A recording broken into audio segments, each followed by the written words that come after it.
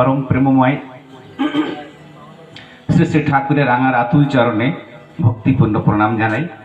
परमाराध्या जगज्जननी श्री श्री बड़मा परम पूज्यपाद श्री श्री बड्डा एवं परम पूज्यपाद श्री श्री आचार्यदेवेर चरणे भक्तिपूर्ण प्रणाम जानाई।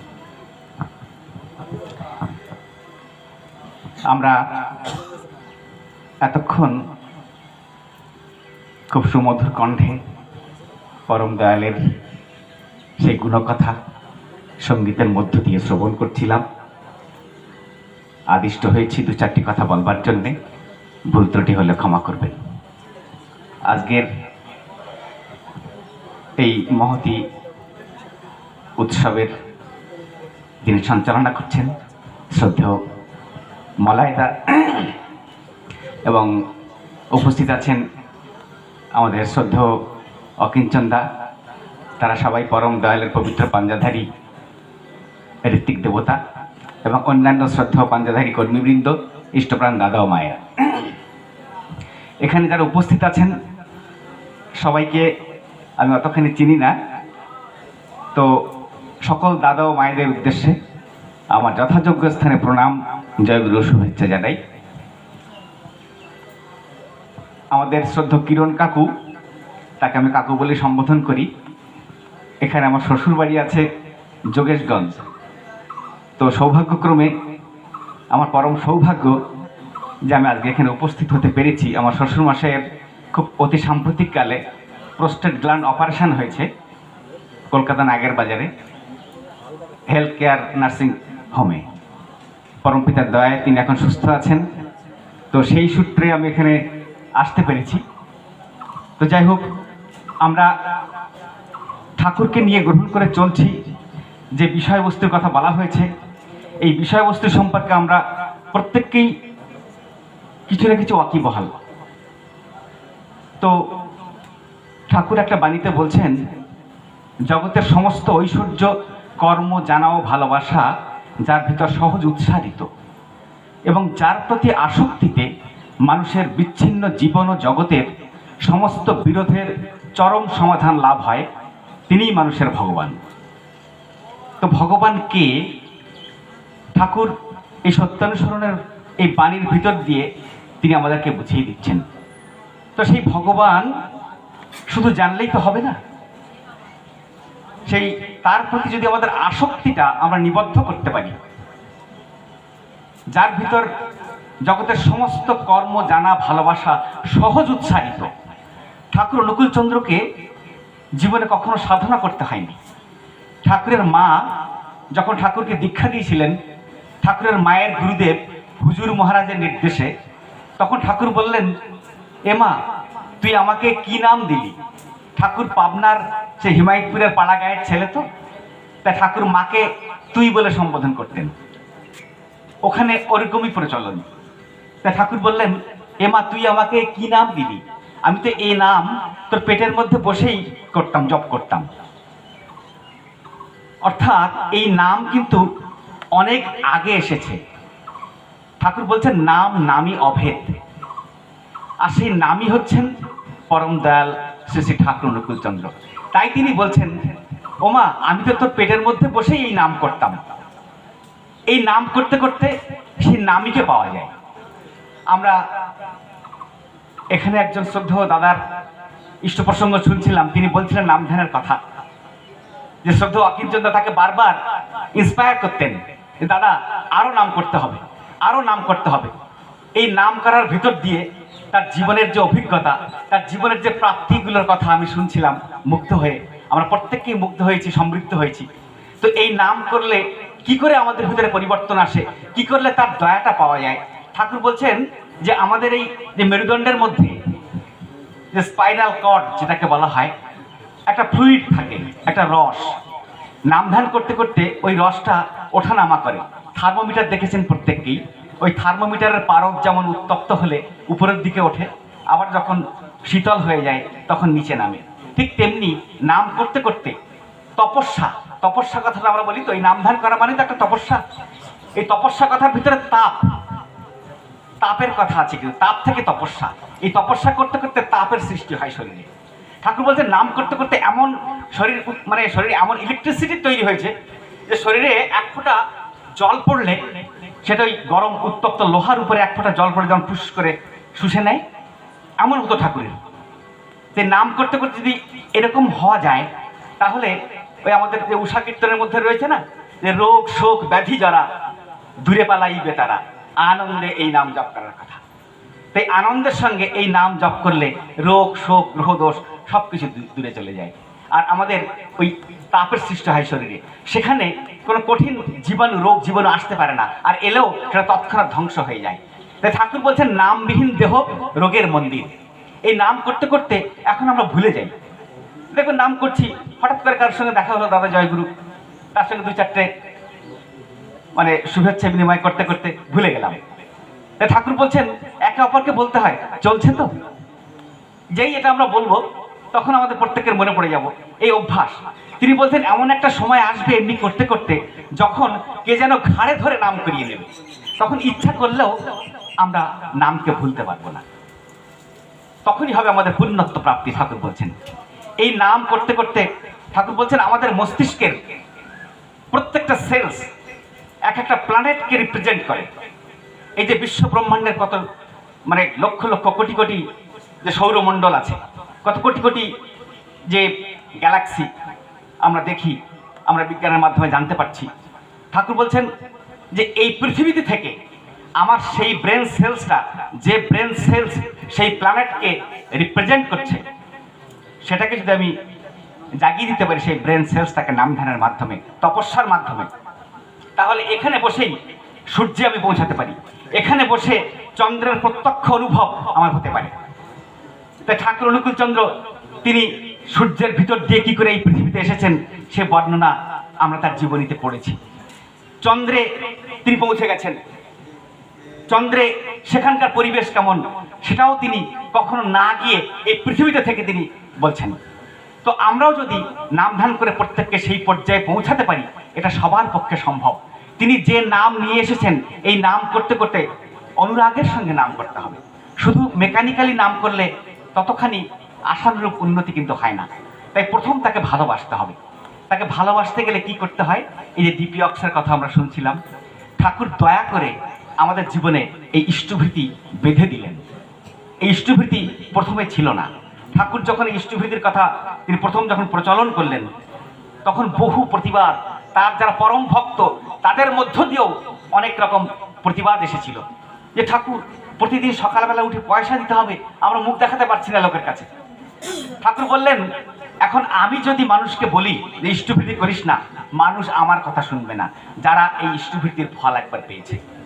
তাই ইষ্টভৃতি এমনই জিনিস, এই ইষ্টভৃতি করলে কি হয়, ঠাকুরের কি পয়সার অভাব, আমরা ঠাকুরকে ইষ্টভৃতি দিয়ে ধন্য করি না।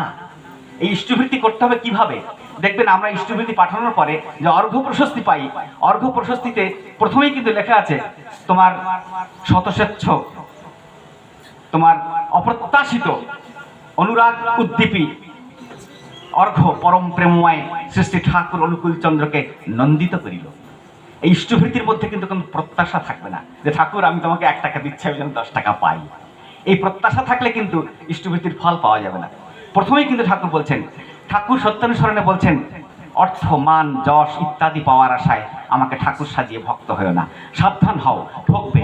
তোমার ঠাকুরত্ব না জাগলে কেহ তোমার কেন্দ্রও নয় ঠাকুরও নয়, ফাঁকি দিলেই পেতে হবে তা।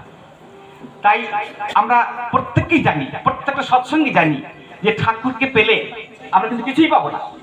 অর্থ মান যশ ইত্যাদি এগুলোই তো আমাদের চাহিদা। আমরা কি চাই, আমাদের প্রত্যেকটা মানুষের জীবনের চাহিদা অর্থ মান যশ, ধর্ম অর্থ কাম ও মোক্ষ।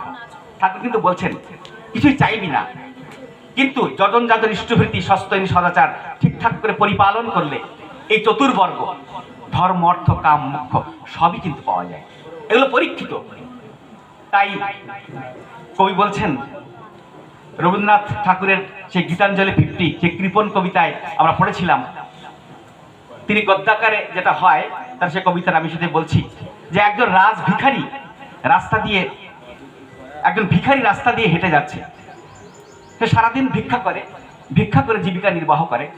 তো রাজপথ দিয়ে যেতে যেতে সে ভাবছে আজকে কটা বাড়ি যাব, কি করে ভিক্ষা চাইবো, কার কার বাড়ি গেলে একটু ভিক্ষার পরিমাণটা বেশি হবে, এমনি করে তিনি মনে মনে বাসনা মানে করতে করতে তিনি এগিয়ে যাচ্ছেন।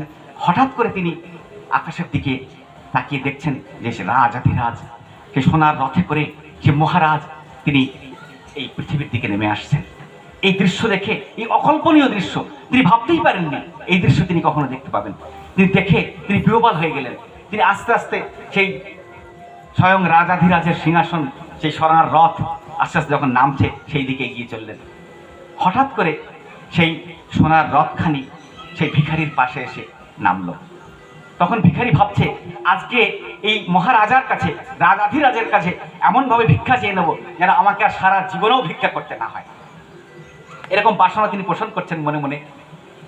হঠাৎ করে সেই স্বর্ণ রথের ভেতর থেকে সেই রাজাধিরাজ সেই ভিখারির কাছে এমনি করে দুহাত পেতে বলছেন, আমায় একটু ভিক্ষা দেবে। তখন ভিখারি ভাবছে যে এ কি রাজকীয় রসিকতা, ভিখারি রাজার কাছে ভিক্ষা চায়, তা নয় এখানে রাজামশাই স্বয়ং আমার মতো একজন ভিখারির কাছে ভিক্ষা চাইছেন। তখন সে ভিখারিও রসিকতা করে তার সেই ভিক্ষার থলি থেকে একটা মাত্র চাল রাজাধিরাজকে দান করলেন। রাজাধিরাজ দুহাত ভরে পরম সন্তুষ্ট চিত্তে সেই একটা মাত্র চাল তিনি নিয়ে তিনি আবার সোনার রথে চেপে পরম সন্তুষ্ট চিত্তে তিনি আবার মহাশূন্যে তিনি মিলিয়ে গেলেন। তখন ভিখারি খুব মর্মাহত হয়ে গেল। তিনি খুব মনে দুঃখ কষ্ট নিয়ে আবার দিন রাজপথ দিয়ে ভিক্ষার উদ্দেশ্যে তিনি বেরিয়েছেন। বাড়ি বাড়ি ভিক্ষা করার পরে সন্ধ্যাবেলা যখন তিনি বাড়িতে পৌঁছালেন, ভিক্ষার চাল তো নানান রকম হয়ে থাকে, সেটা না ঝেড়ে সেটা খাওয়া যায় না। তাই তিনি সেটা ঝাড়ার জন্যে তার সেই বারান্দার মেঝেতে যখন সেই ভিক্ষার থলিটা উপর করলেন, দেখলেন তার সেই এক ব্যাগ যে চালের মধ্যে এত বড় একটা সোনার চাল। তখন সেই ভিখারির দিব্য জ্ঞান হলো। তিনি ভাবছেন, আমি কার দর্শন পেয়েছিলাম, আমি সেই বিশ্ব স্রষ্টা সেই পরম ব্রহ্মের সন্ধান পেয়েছিলাম, তার দর্শন পেয়েছিলাম, কিন্তু পেয়েও আমি হারালাম, তাকে আমি কেন সর্বস্ব উজাড় করে দিইনি, তাহলে আমার জীবনটাই সোনা হয়ে যেত। তাকে আমি একটা মাত্র চাল আমি রসিকতা করে ভিক্ষা দিয়েছিলাম, তাই একটা মাত্র সোনার এত বড় চাল হয়ে ফিরে এলো। যদি আমি তাকে আমার সর্বস্ব আমি দান করতাম, আমার জীবনটাই সোনা হয়ে যেত। তাই কবির কথায় তখন তিনি বলছেন যে, দিলেন যা রাজ ভিখারিরে স্বর্ণ হয়ে এলো ফিরে, এখন কাঁদি চোখের জলে দুটি নয়ন ভরে, তোমায় কেন দিইনি আমার সকল উজাড় করে। তাই ঈশ্বরেরই ডাক এসেছে, তার কাজে তোর সঙ্গতি, যোগান দিয়ে ধন্য হতই হোক দলিত দুর্মতি। আমাদের ভিতরে দুর্মতি রয়েছে, আমরা মানুষ, কিন্তু আমাদের ভিতরে পশুও বিরাজ করে। তাই এই পশুটার বলি দিতে হবে, আমার মনের পশুটাকে। আজকে দিকে দিকে আমরা পুজো মণ্ডপে দেখতে পাই যে কিভাবে ছাক শিশুগুলোকে বলি দেওয়া হয়, কিভাবে ধর্মের নামে গরু কাটা হয়, মহিষ কাটা হয়। এমন একটা সময় ছিল যখন নরবলি দেওয়া হতো ধর্মের নামে। অভ্যস্ত পাপকে মানুষ পাপ বলে মনে করে না, আমরা অধর্মকে ধর্ম বলে চালিয়ে দিই। খুন, চুরি, ডাকাতি, দেখবেন কালী পুজো যারা করে, আগেকার দিনে যারা করতেন, বেশিরভাগই ডাকাতি করতে যাওয়ার আগে কালী পুজো করবে, হত্যা করতে যাওয়ার আগে কালী পুজো করবে। পূজা মণ্ডপগুলো যেন কসাইখানা হয়ে দাঁড়িয়েছে। ধর্ম মানুষের ভিতরে দয়া, মায়া, প্রেম, ভালোবাসা, স্নেহ এগুলো সৃষ্টি করে, কিন্তু আমরা ধর্ম করতে গিয়ে নৃশংস হয়ে উঠছি। একটা পাঁঠা আমরা মানত করছি মায়ের কাছে, মা আমার মেয়েটাকে সৎপাত্রস্থ করে দিও, আমি জোড়া পাঁঠা বলি দেবো। আমার স্বামী দুরারোগ্য রোগে ভুগছে, তাকে সুস্থ করে দাও মা, জোড়া পাঁঠা বলি দেবো, এই মানত করছি। ঠাকুর বলছেন, নিজের ছেলেকে বাঁচানোর তরে পরের ছেলেকে বলি দেয়, নরকগারে হল্লা করে জল্লাদেরই ভূমিকায়। আমরা নিজের ছেলেকে বাঁচানোর জন্য পরের ছেলেকে বলি দিচ্ছি। মায়ের সব থেকে বড় ভক্তকে রামকৃষ্ণ পরমহংসদেব, তখন দক্ষিণেশ্বরে বলি হতো, যখন বলি হতো ওরকম পাঁঠা বলি হতো, রামকৃষ্ণদেব ছুটি গিয়ে নিজের ঘরে গিয়ে দরজা বন্ধ করে তার ঘরে মায়ের বিগ্রহের কাছে হাউ হাউ করে কাঁদতেন। তিনি বলতেন, মা ওই পাঁঠাটা কি তোর সন্তান নয়? তুই ওই তোর সন্তানের রক্ত খেতে পারবি মা? তো রামকৃষ্ণদেবের এই ক্রন্দনের ফলে পরবর্তীকালে দক্ষিণেশ্বর থেকে সেই বলি উঠে গেছে। কিন্তু এখনো আমরা দেখি আমাদের সমাজে বিভিন্ন পূজা মণ্ডপে এই হত্যালীলা এখনো চলছে। ঈশ্বরের উপাসনায় হিংসা সাধন পশু বলি, বিশ্বপ্রভু নেন না তাহা, যায় না তাতে সে সকল। আজকে ঠাকুরের দীক্ষা না নিলে আমরা জানতাম না কোনটা ধর্ম কোনটা অধর্ম। তাই ঠাকুর বলছেন সত্যানুসরণে, ভালো মন্দ বিচার করে বিধ্বস্ত হওয়ার চেয়ে পরম পিতার উপর ন্যস্ত করো, ভালো হবে। কোনটা ভালো কোনটা মন্দ এই বিচার করার ক্ষমতা আমাদের নেই। আমরা জানি না কোনটা ভালো। আমরা উচিত কথা বলতে ভালোবাসি, আমরা ভাবি না সত্য কথা বলতে হবে। ঠাকুর বলছেন না, সত্য বলো কিন্তু সংহার এনো না। তিনি বলছেন that which keeps hour being farm and compact is true to us. যেটা আমাদের বাঁচা বাড়ার ভিত্তিটাকে মজবুত করে এবং শক্ত করে সেটাই সত্য। সত্যম শিবম সুন্দরম, সত্য বড় সুন্দর। আমি ছুটতে ছুটতে পালাচ্ছি, একজন ব্যক্তি আমাকে শোট নিয়ে তাড়া করেছে, আমাকে হত্যা করবে। আমি ছুটতে ছুটতে আপনার কাছে গিয়ে বললাম, দাদা আমাকে বাঁচান। আপনি সঙ্গে সঙ্গে আমাকে আপনার ঘরের মধ্যে ঢুকিয়ে দিয়ে লক করে দিলেন। পেছন পেছন সেই ব্যক্তি এসে বলছে, দাদা দেখেছেন এরকম সাদা ধুতি পাঞ্জাবি পরা একজন ব্যক্তি ছুটতে ছুটতে এখানে এসেছিল? আপনি মিথ্যা কথা বললেন। বললেন, হ্যাঁ দাদা দেখেছি, কিন্তু সেই ব্যক্তিটা ছুটতে ছুটতে এই দিকে চলে গেছে। কিন্তু আপনি কিন্তু আমাকে আপনার ঘরের মধ্যে আশ্রয় দিয়েছেন, নিরাপদ আশ্রয়, আমাকে বাঁচানোর চেষ্টা করছেন, কিন্তু আপনি মিথ্যা কথা বললেন। তাহলে কি আপনি অধর্ম করলেন? আপনি কি পাপ করলেন? ঠাকুর বলছেন না, সত্য বলো কিন্তু সংহার এনো না। আমরা জানি না কোনটা সত্য কোনটা মিথ্যা। যে সত্য একটা জীবনকে নষ্ট করে দেয় সেটা সত্য নয়, যে মিথ্যা একটা জীবনকে বাঁচায় সেটাই সত্য। ঠাকুরের কাছে এসে শিখেছি। দীক্ষা নিলে কি হয়? ঠাকুর বলছেন কমন সেন্স গ্রো করে।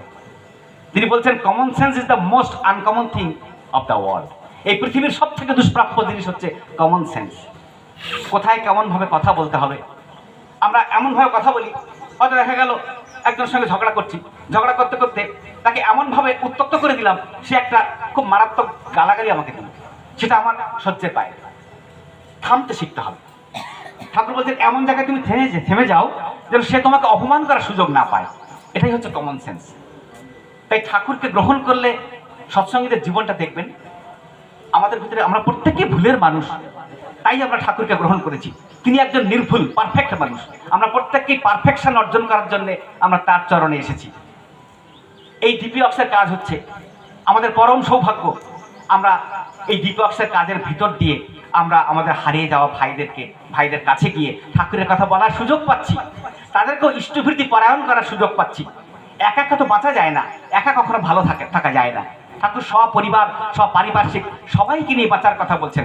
সবাই যদি ভালো সুস্থ থাকতে পারে, তিনি বলছেন পড়শিরা তোর নিপাত গেল, তুই বেঁচে সুখ খাবি বুঝি, যা ছুটে যা ওদের পানে, ওরাই যে তোর বাঁচার বুঝি। তাই তাদের কাছে যেতে হবে এবং এই ইষ্টভৃতি করার ভিতর দিয়ে কি হয়, আমাদের ভিতরে প্রেম আসে। তিনি বলছেন যে গুরু নিজ হাতে গুরু সেবা করলে অহংকার পাতলা হয়, অভিমান দূরে যায় আর হৃদয়ে প্রেম আসে। আমাদের বড় অহংকার, কারোর অর্থের অহংকার, কারোর বিদ্যার অহংকার, কারোর রূপের অহংকার, বিভিন্ন রকম অহংকার আমরা মরি। ঠাকুর বলছেন অহংকার পতনের মূল। এই অহংকার যখন আমাদেরকে গ্রাস করে তখনই কিন্তু আমাদের জীবনে চরম অবনতি নেমে আসে। এই অহংকার কি করে দূর করতে হয় আমরা জানি না, ঠাকুর সেটা শিখিয়ে দিলেন। ঠাকুর আমাদের পরম অত্যন্ত দয়া করে আমাদেরকে এই বিধান দিলেন যে নিজ হাতে ইষ্টভৃতি করতে হয়। তিনি বলছেন মা নিজ হাতে ছেলে পুলের যত্ন করে বলে ছেলের উপর অশ্রদ্ধা আসে না, তাই অত ভালোবাসা। দেখবেন আমি নিজে দেখেছি, আমাদের পাড়ায় এক মা তার সন্তানকে, তার অনেকগুলো সন্তান তো গরিব মানুষ, তাই একটা সন্তানকে অন্যের কাছে দত্তক দিয়েছে। তো যার কাছে দত্তক দিয়েছে সেই মায়ের সঙ্গে সেই সন্তানের একটা খুব টান তৈরি হয়েছে। সেই মা যেমন সেই ছেলেকে পালিত পুত্রকে চোখে হারায়, আবার সেই পালিত পুত্রও কিন্তু মাকে চোখে হারায়। মায়ের প্রতি এত ভালোবাসা, এত টান তৈরি হয়েছে পালিত মায়ের প্রতি, তার নিজের মায়ের প্রতি নয়। নিজের মায়ের প্রতি কোনো ভালোবাসা নেই তার। নিজের মায়ের, তার যে গর্ভধারিণী জননী, তার প্রতি তার কোনো টান নেই। আবার সেই গর্ভধারিণী জননী যিনি, তারও কিন্তু সেই সন্তানের প্রতি খুব বেশি টান নেই। এগুলো কেন হয়? তো আমাদের এই যে নিজ হাতে সন্তানকে ওই মা সেবা করেছেন, নিজের সন্তান না, গর্ভে ধারণ করেননি, অথচ অন্যের সন্তানকে তিনি পরিপালন করেছেন। রাতের পর রাত জেগে তাকে শুশ্রূষা করে, নিজে না খেয়ে, নিজে না ঘুমিয়ে তাকে সুস্থ করেছেন, তাকে বাঁচিয়েছেন, তাকে বড় করে তুলেছেন, তাই এত ভালোবাসা। তাই ঠাকুর বলছেন মা নিজ হাতে ছেলেপুলের যত্ন করে বলে তার উপর অশ্রদ্ধা আসে না, তাই অত ভালোবাসা। ঠিক তেমনি নিজ হাতে গুরু সেবা করলে অহংকার পাতলা হয়, অভিমান দূরে যায়, হৃদয়ে প্রেম আসে। তাই নিজ হাতে যদি আমরা এই গুরু সেবা করার সুযোগ তিনি দিয়েছেন, এই ইষ্টভৃতি করার সুযোগ দিয়েছেন, এই ইষ্টভৃতি করলে আমরা সব পাবো। আমাদের জীবনটাই ওই কবির কথায় শোনা হয়ে যাবে, আমাদের জীবন অহংকার শূন্য হবে। আমরা প্রত্যেককে পরম শান্তিতে বিরাজ করতে পারবো। আমরা প্রত্যেককে শান্তি চাই, স্বস্তি চাই। তিনি বলতেন নাম করতে করতে এত আনন্দ হয় যেন জীবনটা ওষ্ঠাগত হয়ে যায়, তবুও নাম ছাড়তে পারতাম না। ঠাকুর বলছেন, তিনি বলছেন শরীরটাকে সুস্থ রাখতে গেলে কি করতে হয়, তিনি এই সৎসঙ্গের আশ্রয় গ্রহণ করতে বলেছেন। এখানে যে জীবনীয় কথাগুলো আলোচনা হয় এর ভিতর দিয়ে আমরা অত্যন্ত আনন্দ লাভ করি। আমার বাবাকে নিয়ে, আমার বাবাও ঠাকুরের পবিত্রধারী একজন সভাপতি ঋত্বিক, পাঞ্জাবের সভাপতি ঋত্বিক। তো শ্রী শ্রী দাদা তখন জীবিত ছিলেন। তো বাবা খুব গ্যাসের সমস্যায় ভুগছেন, তিনি ঘুমোতে পারেন না, ঘুমোতে গেলেই মাথা গরম হয়। তো বাবা আর আমি শ্রী শ্রী দাদার কাছে গিয়ে প্রণাম করে বাবা নিবেদন করছেন, হাঁটু কেড়ে বসলাম। বাবা বলছেন আগে রাত্রে ঘুমোতে পারি না, পেটে খুব গ্যাস হয়, দীর্ঘদিন থেকে গ্যাস হয়, এই কলেজ লাইফ থেকেই গ্যাস হয়, কোনো ডাক্তার ভালো করতে পারলো না। তখন আমাদের শ্রী শ্রী দাদা বলছেন যে শুনুন, স্বপন দাকে দেখান। আমাদের সৎসঙ্গ চ্যারিটেবল হসপিটালের যিনি ইনচার্জ স্বপন দা, স্বপন বিশ্বাস দা। তখন আমরা প্রণাম করে তার আশীর্বাদ নিয়ে আবার যখন ফিরে আসছি, তিনি আবার পেছনে ডাকলেন না, বলে শুনুন। আমরা আবার এসে প্রণাম করে হাঁটু গেড়ে বসলাম। বলে শুনুন, মনটাকে খুব প্রফুল্ল রাখবেন, মনটাকে খুব প্রফুল্ল রাখবেন। অর্থাৎ শরীরটাকে সুস্থ রাখতে গেলে মনের প্রফুল্লতা দরকার। তাই নিয়মিত যদি আমরা সপরিবার সবাইকে নিয়ে আমরা এই সৎসঙ্গে উৎসব অনুষ্ঠানে আসতে পারি, তাহলে মনের একটা প্রফুল্লতা বিরাজ করে। এখানে এই যে সুন্দর সুন্দর পরম দয়ালের গান, কীর্তন, ইষ্ট কথা, এগুলো যখন শ্রবণ করি, তখন আমাদের যে পার্থিব হিংসা বিদ্বেষ, যে আমাদের যে পার্থিব যে আমাদের যে চিন্তা, বিষয় আশায় নিয়ে চিন্তা, সেগুলো থেকে আমরা সাময়িকের জন্য মুক্তি লাভ করি, একটা আনন্দের সাগরে ভাসতে পারি। তাই কবি বলছেন জগতে আনন্দ যজ্ঞে আমার নিমন্ত্রণ। শ্রী শ্রী দাদার, আমাদের বর্তমান আচার্যদেবের যখন অভিষেক হয় আচার্য পদে, তখন যাওয়ার সৌভাগ্য হয়েছিল। তিনি বলেছিলেন সত্তা সচ্চিদানন্দময়। অর্থাৎ আমরা পৃথিবীতে আনন্দ করতে এসেছি, দুঃখ করতে আসিনি। তিনি বলছেন দুঃখটাকে এনজয় করতে নেই, অনবরত দুঃখের কথা মানুষকে সহানুভূতি শূন্য করে দেবে। তাই নিজের সমস্যাটা নিজে মেটানোর চেষ্টা করতে হবে। কখনো আমার সমস্যার জন্য আমি আর 5 জনের কাছে যদি যাই, তাহলে ভাবতে হবে আমার ভিতরে ঠাকুরত্ব জাগেনি। বর্তমান আচার্যদের বারবার যে কথা বলেন যে ঠাকুরকে দেখেননি, আমাকে দেখুন। তাই আমাদের প্রত্যেকটা চলনা ত্রুটিমুক্ত হতে হবে। নিজের সমস্যা, সব সমস্যার সমাধান জানিস ইষ্ট প্রতিষ্ঠান, ঠাকুর বলছেন। এই সত্যানুসরণটা যদি আমরা আয়ত্ত করতে পারি, সত্যানুসরণের প্রত্যেকটা বাণী, এটা নবগীতা বলা হয়, সমস্ত জীবনের সমস্যার, সব সমস্যার সমাধান ওখানে রয়েছে। তিনি বলছেন অজ্ঞানতাই দুঃখ, জ্ঞানই আনন্দ। এই জ্ঞান কি করে হয়? অনুভূতির দ্বারা যা জানা যায় তাই জ্ঞান। অনুভূতি কি করে আসে? এই নাম ধ্যান, যজন যজন ইষ্টভৃতি এবং সৎসঙ্গের আশ্রয় গ্রহণ করে চললে, আর আচার্য সঙ্গ করলে। প্রতি বছর একবার করে যেন আমরা অন্তত দেওঘরে গিয়ে আচার্য সান্নিধ্যে যেতে পারি, তবেই কিন্তু আমাদের জীবনের সমস্ত ভুল ত্রুটি, দেখবেন তার কাছে গেলে, তার দিকে তাকালে তিনি সবসময় ঈশ্বরীয় কথা নিয়ে তিনি বিরাজমান। তার চোখের দিকে, তার মুখের দিকে তাকালেই সমস্ত দুঃখ, শোক, ক্লেশ সব যেন এক নিমিষেই দূরীভূত হয়ে যায়। তিনি একটা অন্য জগতের যে সুদূর নক্ষত্র লোকে যেন তার দৃষ্টি নিবদ্ধ। তাই আমি আর বক্তব্য দীর্ঘায়িত করবো না, অনেক এলোমেলো কথা বলে আপনাদের বিরক্ত করলাম। আমরা পরম পিতার কাছে আমি আবারও প্রার্থনা করি, তিনি যে বাণী বলছেন, জীবন যদি যাই রে তোর, ইষ্টভৃতি ছাড়িস না, ধর্ম অর্থ কাম ও মোক্ষের ওই নিশানা ভুলিস না। আমাদের জীবন চলে গেলেও যেন আমরা ইষ্টভৃতি কখনো না ত্যাগ করি, এটাই আমার প্রার্থনা। উপস্থিত সকলের শান্তি, স্বস্তি এবং ইষ্টচ্ছল দীর্ঘ জীবন প্রার্থনা করি পরম পিতার আতুর চরণে। বন্দে পুরুষোত্তম। জয় গুরু।